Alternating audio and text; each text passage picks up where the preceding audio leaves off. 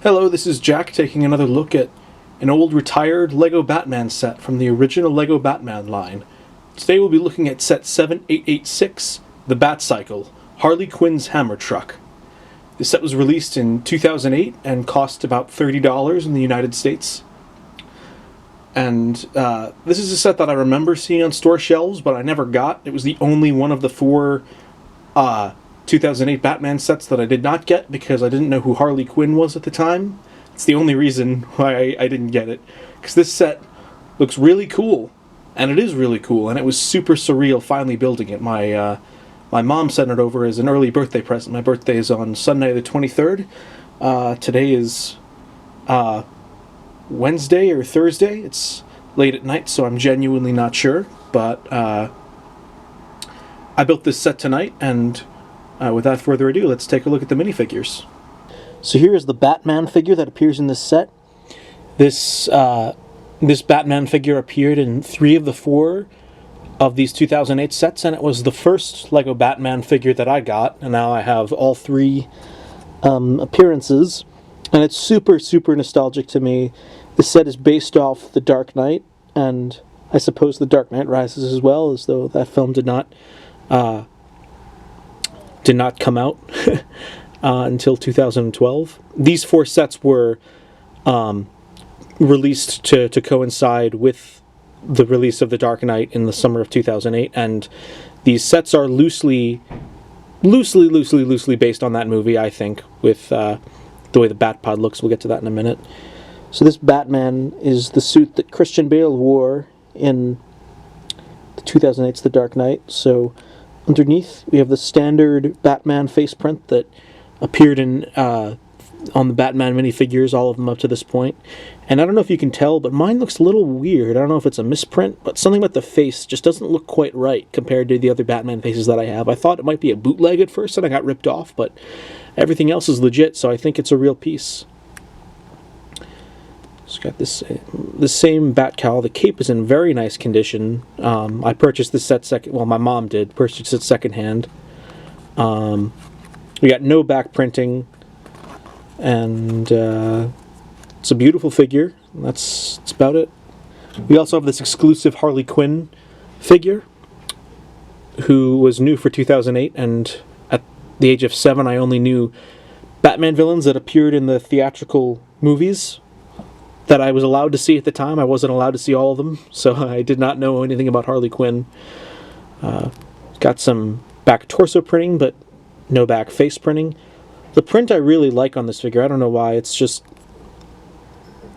a really nostalgic figure because she was pretty heavily marketed, if I remember correctly, in the club magazines, just because she was the new figure. But we got this brick-built hammer that consists of 4 pieces, and it works pretty effectively. And I don't think that we've seen a hammer quite like this in any of. Oh, actually, no. There was one in the one with the New 52 Harley Quinn, but it was a little bit different. The hammer. And we got a pistol piece that you don't see too much of anymore, and she's a really, really great figure based on Batman the Animated Series, her first appearance. Something that really stands out is the bright blue eyes on this figure. You usually don't see colored eyes on minifigures anymore. Like, they don't. Eye color's not a thing that they highlight. And the teeth look very yellow to me. I guess that's to contrast with the white face print. But it's just such a unique looking figure, and I really like it. And it's probably. And this is my nostalgia talking, but it's probably my favorite LEGO Harley Quinn variant to come out, just because of nostalgia for this original LEGO Batman line. The set also comes with a really nice accessory pack. We got these that a lot of these old Batman sets used to have. So we got these bat cuffs, 2 guns, 3 of this kind of batarang, and 2 of this kind of batarang. That's weird because Batman can't hold them, but these came in most of the Batman sets. at least up to this point, but I don't have them in every set because sellers like to skip out on those parts when they sell them on eBay. So first off, we got the Batpod, the first of the two vehicles. I call it the Batpod because just being released at the same time as the Dark Knight, it slightly resembles the Batpod, and I think a lot of people at the time... I did some research on the Eurobricks forum for Batman 2008, and it seemed like a lot of people saw resemblances to the Batpod from that movie. So from the sides, I think this thing looks pretty cool. The Technic frame makes it look very mechanical, I think. There's a lot of blue on the inside, and I really don't like that, to be honest. A lot of the newer Batman sets include blue, and I believe this is the only one to really prominently feature it. And not really even prominently, but I'm not a fan. And there's yellow, too, and I'm not really a fan of... the yellow accents aren't terrible on this set, and when posed from, like, certain angles... Yeah, like, you can't see it that much, and I think it looks okay. I really like the Batpod as a vehicle, and this is the closest we've gotten to an official Batpod, I think, besides that UCS one that was a very, very limited run to VIP members. That is very hard to get. I probably never will. In case you're wondering, underneath, this thing looks pretty ugly, with the red and blue. And at the back, you still see more of the blue, and I quite like the Batpod, even though it's not perfect, and it's not the best of the Bat vehicles, but I like it for what it is. This thing rolls fairly well, as well. There's nothing to worry about in that respect. We got these really interesting, instead of the normal bat fins, they're these dragon wing pieces that appeared on the classic Lego Dragons, and I think it actually works pretty well, even though the real Batpod doesn't have anything like this. I kind of like the decoration, so it's definitely a unique take on the Batcycle, but I quite like the look of it, all things considered. Batman does not really fit in too naturally, but I still think he looks fairly cool. He's kind of standing. If you want him to see, he's kind of floating in the air. If you move him like that, there's really no way, I don't think you can get him to sit with holding the handlebars, but for display purposes, I still think it looks pretty cool. And now we have Harley Quinn's hammer truck, and I'm going to be honest, this thing is a little smaller than I just expected from looking at official pictures, but it's such an iconic part of the Lego Batman line, and I quite like it a lot. I like a lot about it. It just suits the character so well and how zany it is, and it's not as dark as some of the other Lego Batman sets, but I feel like it suits Harley, and I quite like a lot of the hidden little features that are on this vehicle. So just from the front, this thing looks pretty intimidating. I would not want it to run me over if I was on Gotham City's streets.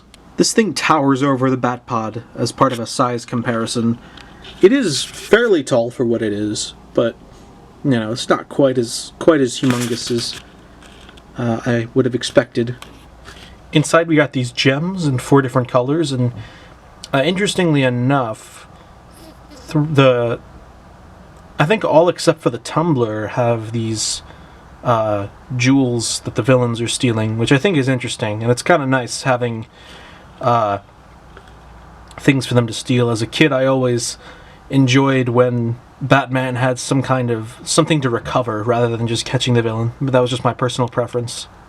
We got one sticker here that says "Hit me," and I can't help but wonder if that's a reference to The Dark Knight when the Joker yells that, but I don't know if the set designers would have had access to that when this set was being designed, so it could just be a coincidence.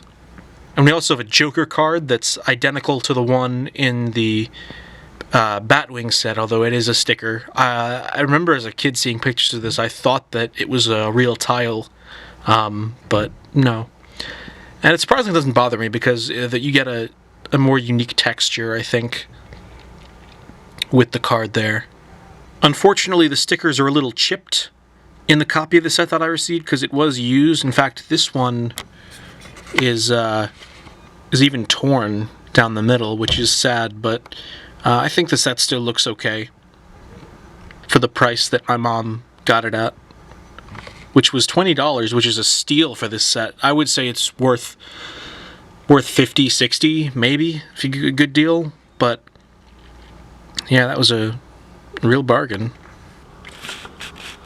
We got a license plate that says I Heart Joker, and I'm pretty sure it's the same font that they used on some of the stickers on the ice cream van, which I still have to rebuild when I get home from college to review, so I'll verify that, but it looks like a similar font. And I really like that little detail. That might be my favorite little detail on the set. This vehicle is just so Harley, and I think it's really great. And they were really consistent with this black and red Jester color scheme. It extends to these sides here, and even on the bottom, which I would not have expected. In fact, the bottom of this set actually looks quite nice in my opinion, unlike the Batpod. Here's just a look from the top overall. See, we got stickers here that's a little bit chipped, but they carried the color scheme very nicely, and I actually quite like how zany it looks. We got this, I don't know what you call it, but this thing that you can move here, I think adds a nice little bit of texture to the vehicle. The titular function to this set works quite well. You twist this, and the hammer just goes at it, and you can hit the Batpod. I didn't think you'd be able to actually hit it, but look, it's bouncing. You can get it there, and the physics of it are actually really cool, where it like bounces a little bit.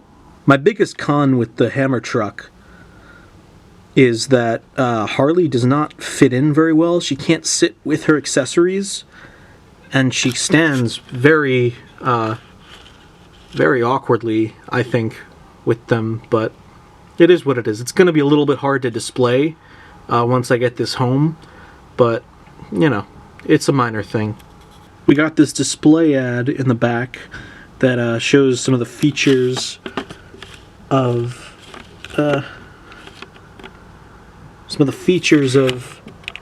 the set, and I think that it's a decent ad, but I missed the 2006 ones. So overall, I think that this is a pretty solid set. I regret not getting it when it originally came out, because I had the chance to, but I did not know who Harley was.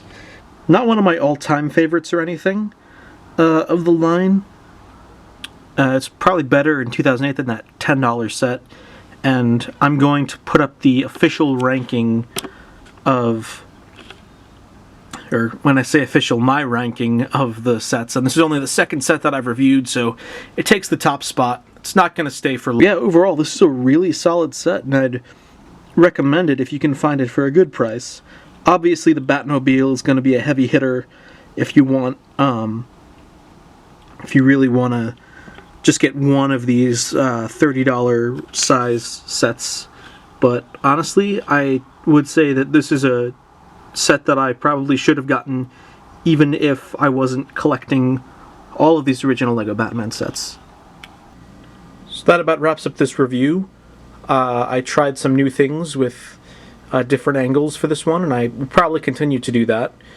I got 2 more sets that I'll be reviewing while I'm here, and then I have a bunch at home that I can review in a couple of weeks. So I need to go sleep. It's almost 12:30. So I hope you guys enjoyed, and take care.